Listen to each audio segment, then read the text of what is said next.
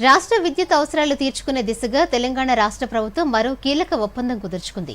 హిమాచల్ ప్రదేశ్లో 22 hydro electric ప్రాజెక్టులకు సంబంధించి ఆ రాష్ట్ర ముఖ్యమంత్రి సుఖ్వీందర్ సింగ్తో తెలంగాణ ఉప ముఖ్యమంత్రి భట్టి విక్రమార్క సమావేశమై విద్యుత్ ఒప్పందాలను కుదుర్చుకున్నారు.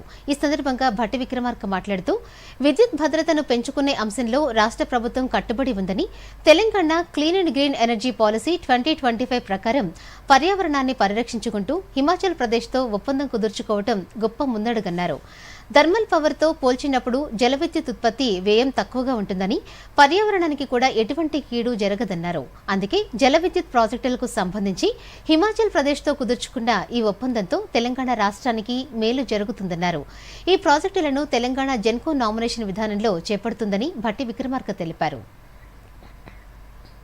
The Telangana new clean and energy policy 2025, we aim to increase our renewable energy capacity to 20,000 megawatts by 2030 and 40,000 megawatts by 2035.